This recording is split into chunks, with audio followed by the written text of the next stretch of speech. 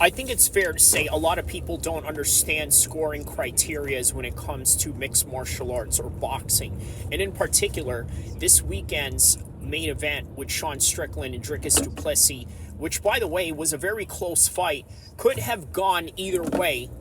But one thing that people have to understand is that there can only be 3 judges that are present that night for them to give their decision based on what had happened. Now, earlier that night, one of the female fighters, I believe, got a 10-7 round, which is almost unheard of. Now, is that deserving? Well, that is the subjective opinion of the judge that is present at that time in order for him to give the most objective take that he can in order to serve justice for everybody in an equal, fair, and playing field. So with that said, I think that Dricus Duplessis winning is not a far cry of a robbery or some sort of nefarious conspiracy that the UFC has going on to try to cancel Sean Strickland. Here's something a lot of people have to understand about the UFC and its ethos. Back in the days, as hypocritical as it sounds, they went and cut Paul Daly after Paul Daly punched Josh Koscheck in the back of the head. And while he did that, well, they banned him from fighting because they just felt like it wasn't a good look for the sport. And this was in 2010. The same thing with Miguel Torres when he was fined for saying some real horrible things online, according to them. Same thing with Nate Diaz when he called Brian Caraway, by the way, a guy who I had trained with out here in Team Alpha Male, a guy who's coached Muay Thai classes in the I Street gym back when Team Alpha Male was there. But that's neither here or there. During that time, they fined Nate Diaz for calling him the F word. And you guys know exactly what I mean by the F word. And I'm not talking about a 4-letter word. But either way, that was where the UFC was at that time. Now, why is that? Well, because back in the days, they didn't have any Fox deals, they didn't have any ESPN deals, they didn't have any Reebok deals, or any of these big Prime deals that they have going on. With Prime Drink as an example, not just as a word that I am trying to describe in the levels of their sponsorships. But nonetheless, the UFC is now at a position where we have now created a haven where people are going to need us regardless, sort of like fiends. You see, all of us, especially me, but even to the wider casual audience, have become fiends for fighting. Even if it's not a fight night that you are interested in, it will always be a big star that is going to compel you to change your Saturday night, sit down, and watch the fights that are in the prelims on top of the main card and the headline guy that you are interested to see. Now the UFC has the power to be able to do that. So the idea that they had this nefarious plan and grand conspiracy to screw Sean Strickland out of a title fight, it's absolute hearsay. And let me be careful when I say that, because anything is possible in this world. You can't put it past anything. All you need is one incident to be true and plausible enough for certain things to happen. And lo and behold, it blows our minds into what is possible in this world. Okay? That can go from all wide ranges of things like bank robberies, terrorist attacks, or let's say mass shootings at the scales that we have never seen before or done before, right? There are certain things that just evolve into telling our brains, wow, you know what? This is what is possible in the world today. So putting fight fixing, because it's still happening around the world, maybe not in major organizations or big countries, but still going on in any parts of the world that have anything to do with fighting and may have some sort of, let's say, dodgy type of commissions or whatever, right? There's all types of things that are possible with fight fixing. For example, take a look at the Fedor and Maldonado fight. You guys remember Maldonado. He was a UFC vet, And then after he left the UFC, he went on and got a fight with M1 Global against Fedor. Now, the score was so egregious. This guy was outboxing Fedor, jabbing his head in the whole entire fight. Fedor looked very slow, yet they gave the fight to Fedor, only for months later for them to reverse the decision. So again, I don't want to put it past anyone that fight fixing is not a possibility. However, there is no evidence to suggest that in this mere insignificant title fight at 185. And why do I say that so casually when I say insignificant? I don't mean insignificant in trying to midget the event. In fact, the event, I think, surpassed expectations like what the UFC does, because that's how the UFC is designed. Whenever you look at a card on paper and you think that it's the wackest thing in the world, guess what? It becomes the next best thing since apple pie and blueberry muffins. And you know why? Because the sport is designed in a way where non-stop action is going to demand constant action that you're going to constantly get in a sport of chaos. You understand what I just said? So in other words, the chaos lends itself to creating an exciting night either way. Upsets happen, knockouts happen in ways that you wouldn't expect, or submissions happen because guess what? The other guy has, let's say, a certain type of style where he's so great at striking that he's able to knock him down and then submit him based on openings that he would have never had the striking had not been there. In other words, you could see a Gordon Ryan type of guy get knocked down while submitted, and the only reason why he was submitted, this Gordon Ryan type of fighter, hypothetically speaking, is because somebody punched his head in to where it discombobulated him in not being able to understand his grappling skills at that moment in time. You know the old saying, you punch them in the head, the black belt becomes a white belt, that old expression.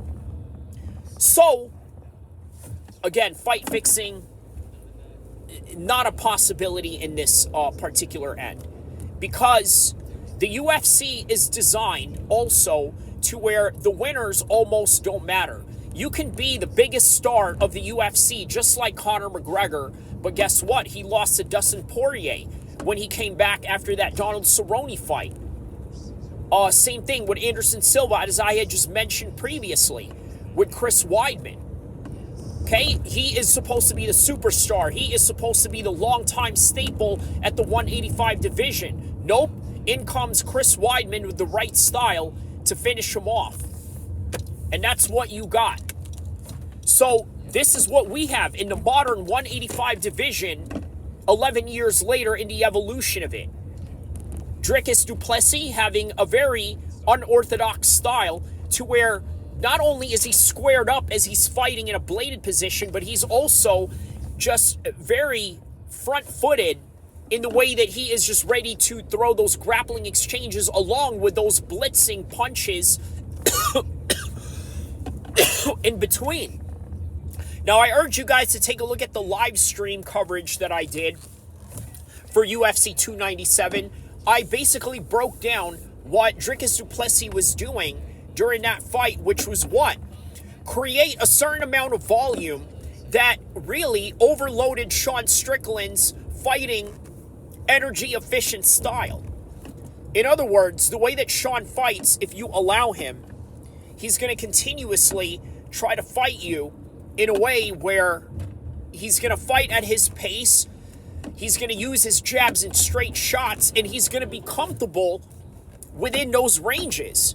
But what Dricus was doing was occupying spaces and different spots to where Sean Strickland was not able to rest and, in turn, not fight in the energy-efficient way that he usually does.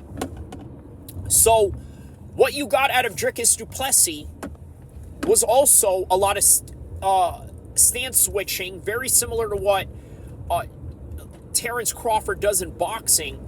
But the only difference is that he uses also certain grappling mechanisms. In other words, with the way that he squares up, as opposed to just being in a bladed, traditional boxing, kickboxing stance position. to where he's almost ready to get in clinch positions. This is MMA. And by the way, the beautiful thing about MMA that I need you guys to understand is that you don't always have to be 100% right. And there is no 100% correct in anything that you do. In other words, there is no right way to make a fighting stance. Again, you don't have to fight in a traditional boxing or kickboxing stance, like as I was just mentioning, but you could fight in a way where you can switch it up, switch levels. You don't have to stand tall like a Muay Thai fighter, and you don't have to stand really low like a boxer to where you're putting all your weight into your knees as you're bending them, which again can also lead you susceptible to getting leg kicked, but also give you a great chance of being able to switch levels when you want to shoot in for a single leg ankle pick or a single leg takedown to engage into a grappling exchange of some sort. And then also exchange the top grappling positions in the clinch. So this is what you have with Dricus Duplessis. The new evolution of mixed martial arts to where he is very unpredictable. He uses his strength to his advantage and his explosivity as well. You see the way that he blitzes in and out. Sean, again, as I've told you, fights in a much more efficient, methodical pace, which, by the way, in an action-packed sport with referees and, judges in particular looking for a certain action, you can't expect certain judges to not give it to him. Now, on Sean's credit, did he hit him with some good shots? Of course. Sean is always going to be in the pocket. He's always going to know when to hit you. He's always going to know when to kick low and always catch you with those, but also knows how to check your kicks. So it is no wonder that he was able to give the type of fight that he was able to give. And credit to Dominic Cruz, early in the fight, he mentioned these two men are going to give each other the toughest fight of their career. And rightfully so, because guess what? Yes, we've seen Sean get knocked out. We've seen Dricus Duplessis knock people out. I mean, how mind-blowing was it for him to knock out Whitaker, for him to get this title fight? Nonetheless, he's capable of it, but Sean Strickland is even more capable of his defensive prowess, to where he was able to show it in this fight, and not only that, really make a great account of himself, to where I gotta be honest and tell you guys that the judges got this one correct. Because sometimes when you have a very, very close fight like this, because we're giving Sean Strickland his credit now, but we're also giving Dricus his credit as well. Give him even more credit, because guess what? If I were those judges, I probably would not score it as close as some of the other judges did for them to make this a split decision. But once again, stop with the conspiracies, because you sound like crybabies.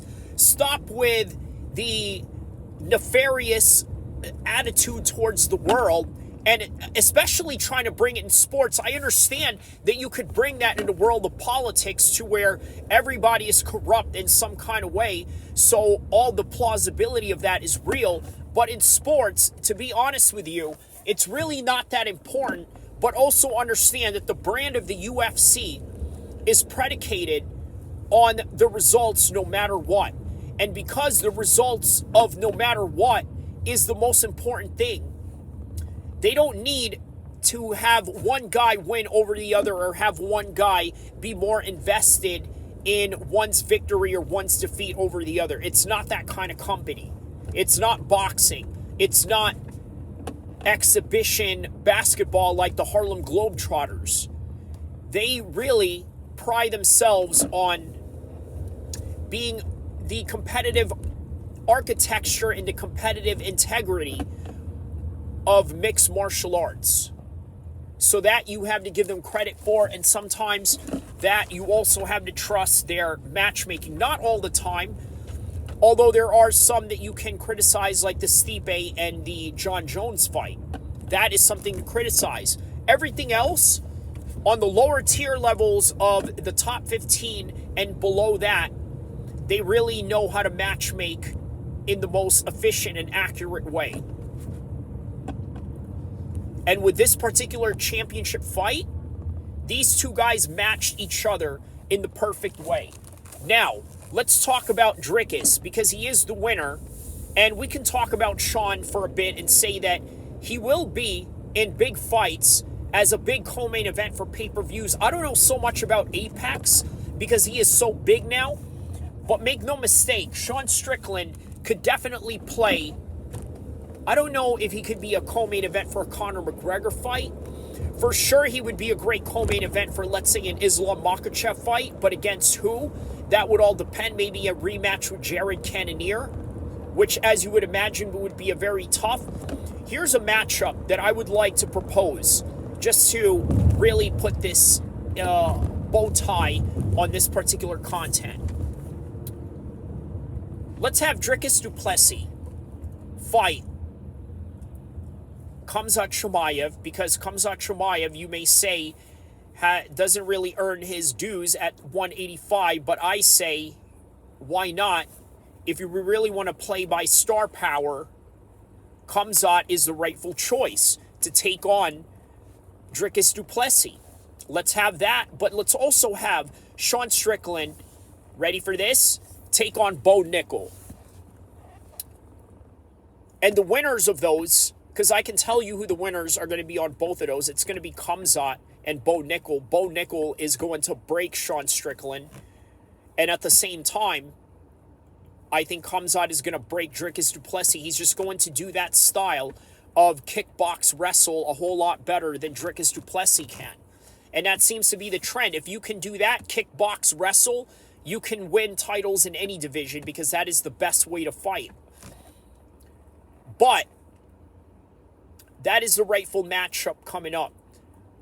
However, if you want to delay that and really make money off of Dricus, let's say you put him up against Izzy next. Now, is it possible that he could beat Izzy? Yes, but it's not a guarantee. Him and Izzy are 50-50, just like him and Sean are 50-50. All these guys are all 50-50.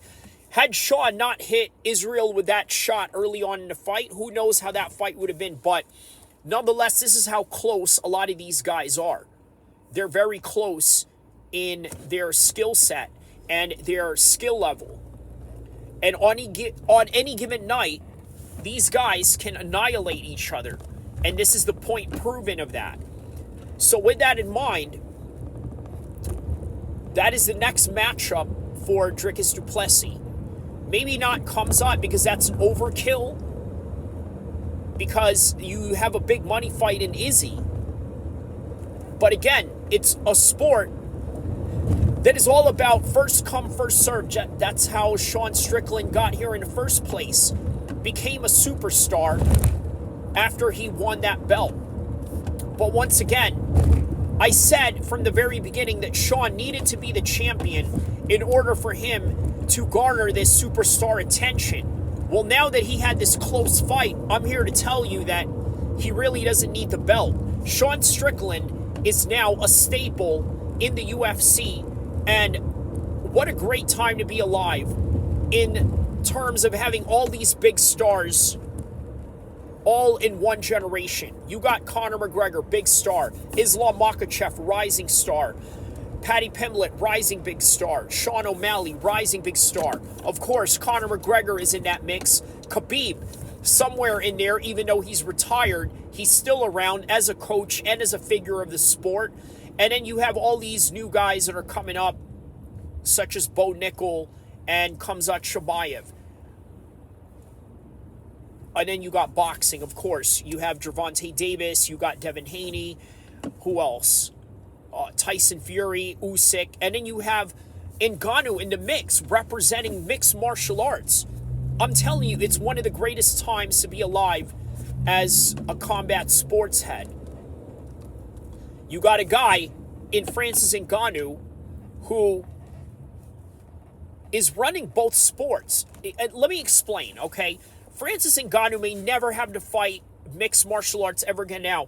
That looming idea of him not fighting John Jones is always going to be there, because why would we want to be so curious about two guys that can easily fight each other because they're in the same generation, not that far away from age, and only separated by a company such as PFL and UFC. Yet PFL and the UFC are both in ESPN, and even though they're both in separate companies due to contract negotiations not coming into play, they can't fight each other. But nonetheless, Francis walked away out of MMA as the lineal champion. Now here he is. He gave a great account of himself in boxing. And now he has a chance to be the greatest boxer because now he's in a 4-man tournament for the Undisputed Championship. You heard the Sheikh. He said he wants to see somebody stop Francis. Who is it going to be? Is it going to be Usyk? Is it going to be Tyson Fury? Is it going to be Anthony Joshua, the guy that he has coming up next? And that is the guy that could literally be the best boxer in the world while he finished MMA and will at least finish his UFC career as the heavyweight undisputed champion of the world and ran that as a lineal champion all the way to boxing and could potentially become undisputed champion within just 2 fights. All thanks to the Saudis. So don't forget to like and subscribe because this is one of the greatest times to be a combat sports fan. And one thing that I do wish, check out a video that I did. The Saudis need Francis Ngannou in order to make the John Jones fight. It's on the video section below. That's literally what I was going to say next. If there was anybody to really make that fight, and check out that video that I made as well, it's probably the Saudis that are going to be able to put that fight together with the PFL and with the UFC, along with giving the lineal heavyweight champion of the UFC boxing fights along the way, while also being able to win the undisputed boxing heavyweight championship of the world. That is the possibilities that you have in 2024 and beyond. Inshallah. Don't forget to like and subscribe, share, tell a friend to tell a friend, and you know the rest.